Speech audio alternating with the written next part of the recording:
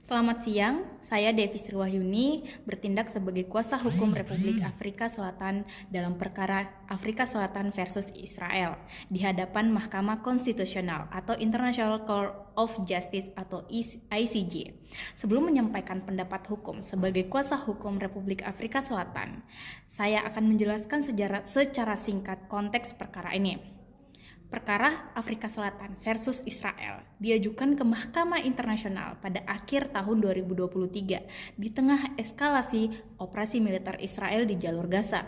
Operasi tersebut meskipun berlangsung dalam konflik yang bersenjata yang telah lama terjadi, menimbulkan dampak kemanusiaan yang sangat serius terhadap penduduk sipil Palestina, khususnya perempuan dan anak-anak.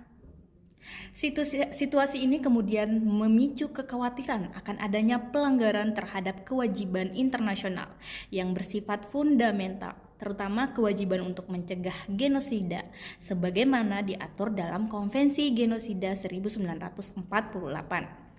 Afrika Selatan mengajukan permohonan ini bukan sebagai pihak dalam konflik, melainkan sebagai negara pihak Konvensi Pencegahan dan Penghukuman Kejahatan Genosida 1945.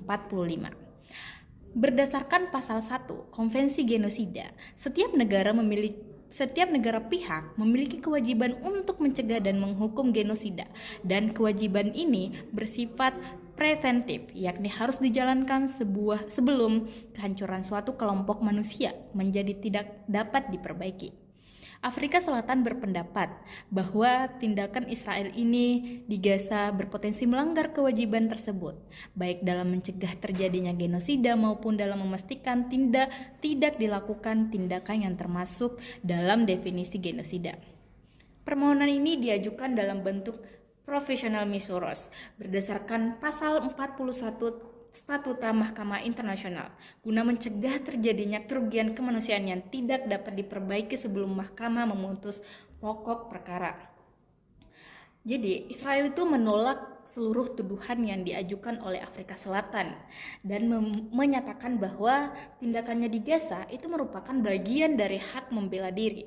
Israel juga berpendapat bahwa tuduhan genosida itu berdasar dan bahwa tidak terdapat alasan bagi mahkamah untuk mengabulkan permohonan professional missoros. Pada tahap professional missoros ini, Mahkamah Internasional itu tidak menilai apakah genosida telah terjadi. Mahkamah hanya menilai apakah mahkamah memiliki yurisdiksi prima facie. Berdasarkan pasal 9